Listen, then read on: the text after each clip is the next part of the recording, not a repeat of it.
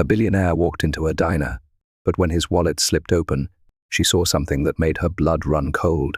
Her mother's photo, a simple black woman who had lived an ordinary life, raising her child alone. Her mother had no known ties to wealth or power, so why was her picture in a white billionaire's wallet? Stay tuned to find out the truth that shattered her world, and tell us in the comments where you're watching from. The late-night shift dragged on at the quiet diner, the hum of a flickering neon sign outside barely breaking the silence. Lila Evans wiped down the counter, exhausted but relieved that the night was almost over. Then the bell above the door jingled.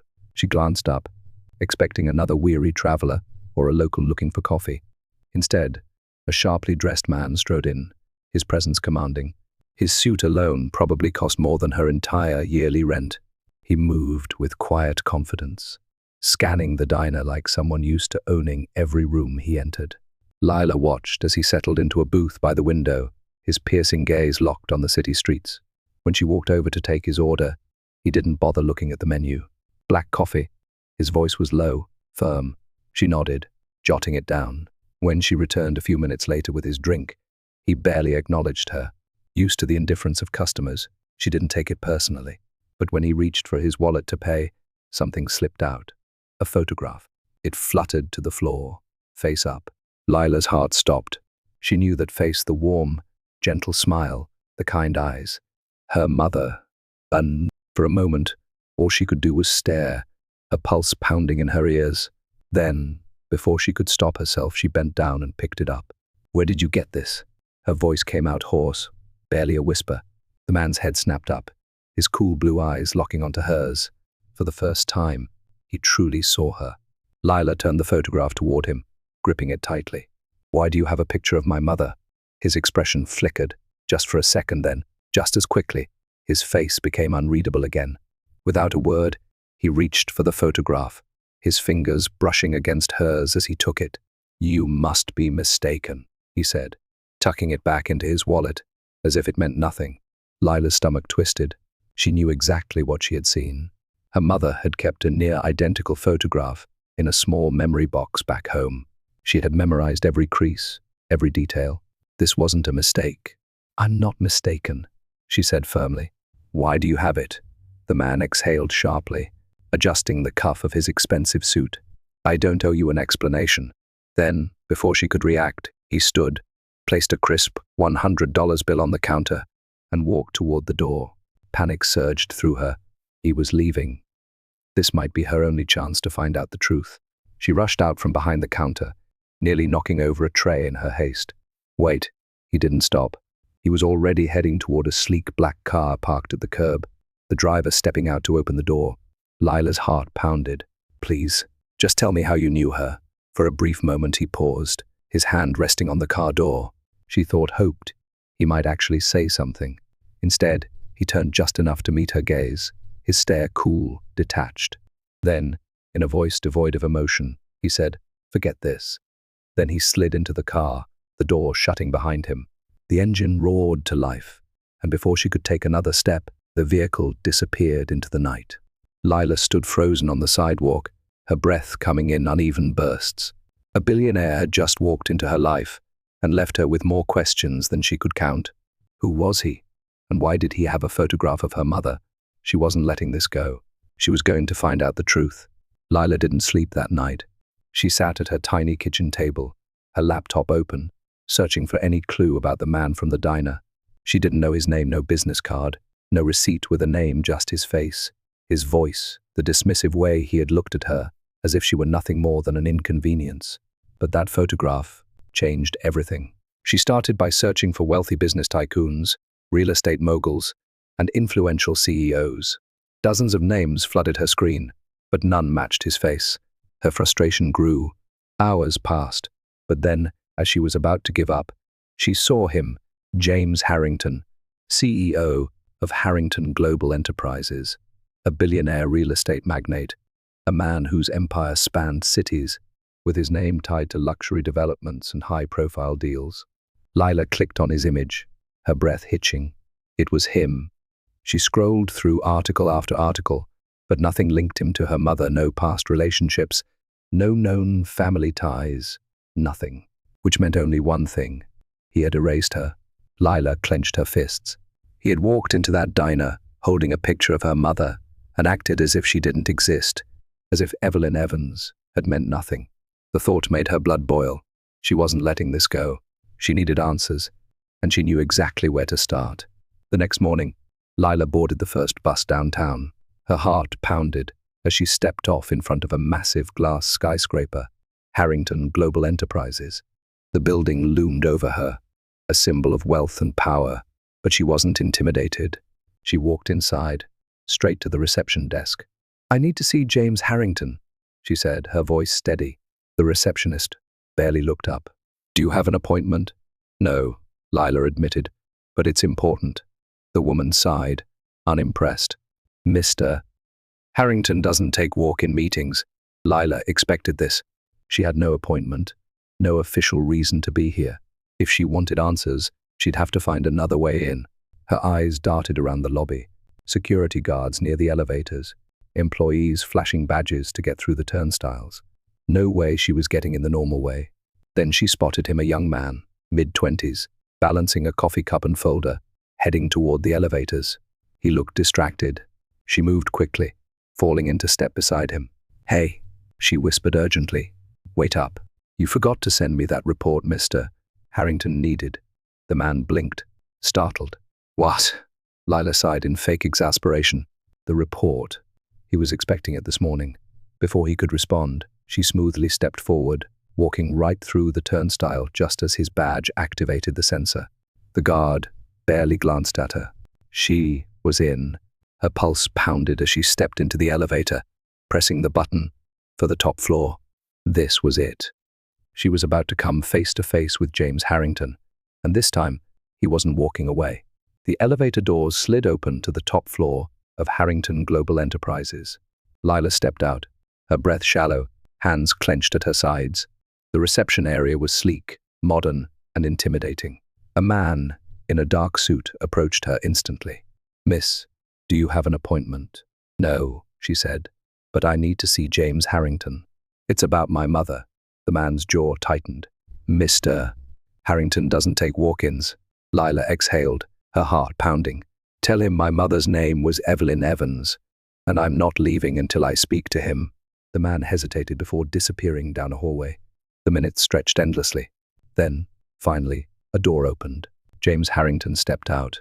The moment he saw her, something flickered in his gaze, not surprise, not anger, something closer to resignation.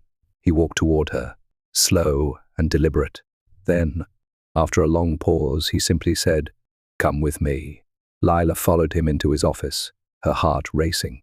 The moment the door closed, she turned to face him. "Why do you have a picture of my mother?" He didn't answer right away. Instead, he reached into his desk, pulled out his wallet, and placed the photograph on the table. Lila stared at it, then slowly, her gaze lifted to his.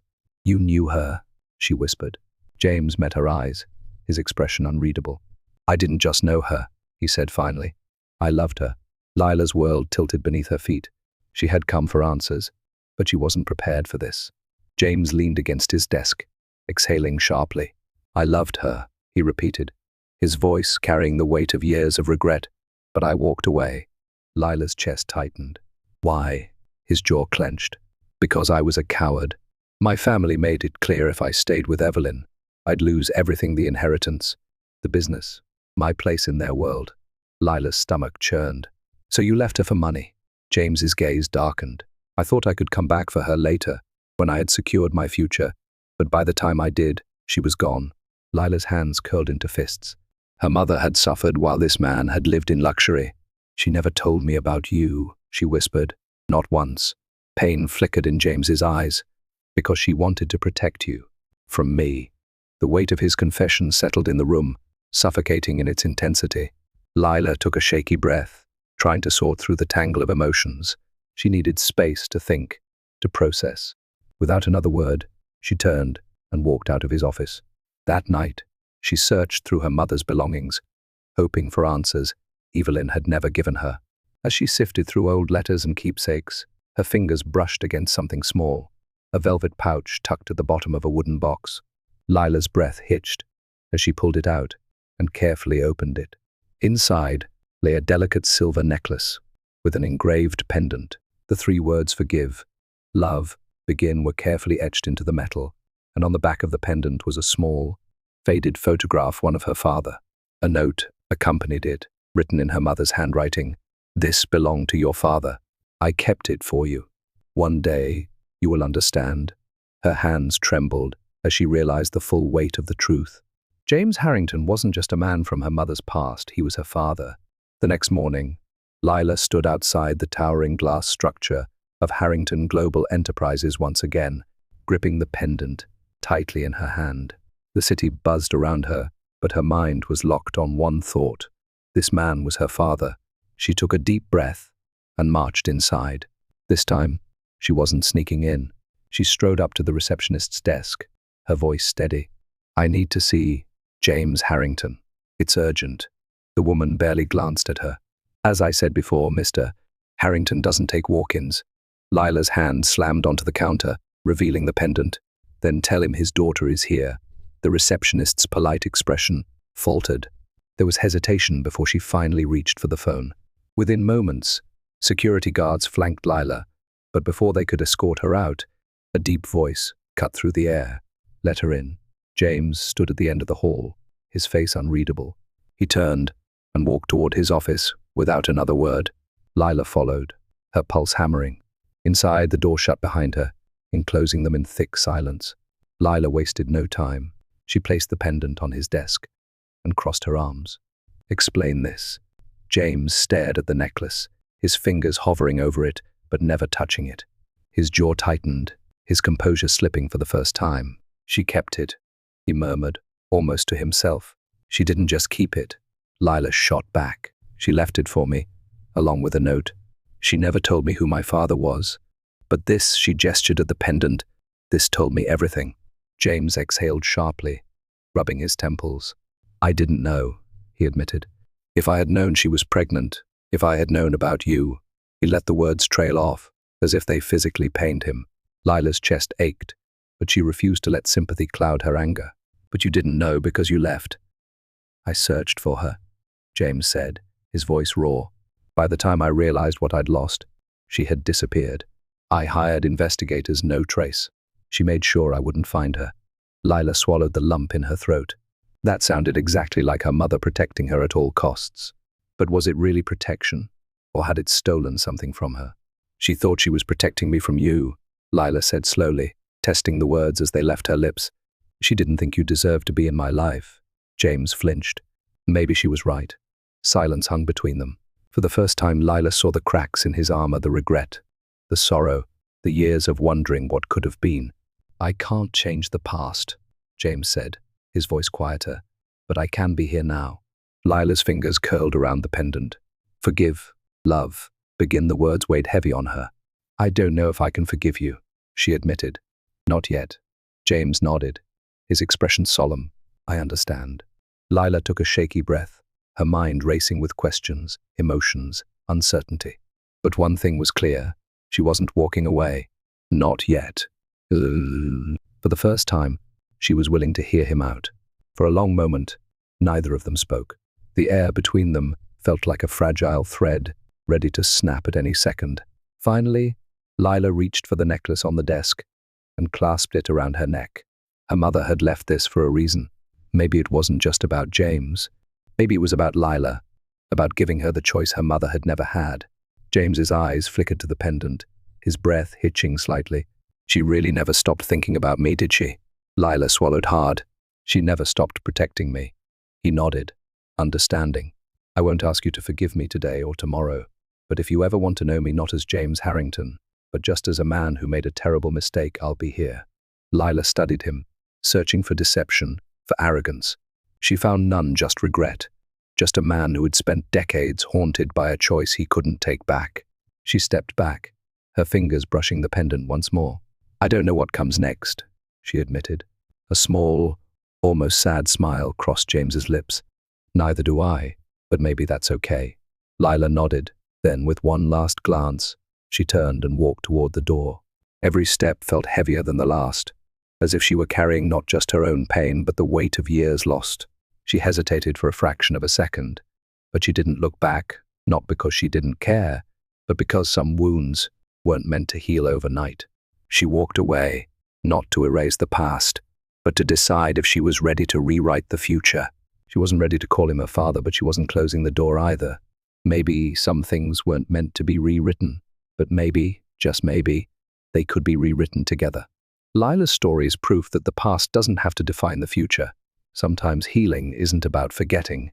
It's about deciding what comes next. What do you think Lila should do? Should she fully let James into her life and give him a chance to be the father she never had? Or is it better to keep her distance and move forward without him? Can love and regret truly heal old wounds? Or are some scars too deep to mend? Share your thoughts in the comments below. We'd love to hear what you think is the best ending for this story. If you enjoyed this story, don't forget to like, subscribe, and hit the notification bell so you never miss another powerful story. Thank you for watching, and we'll see you in the next story.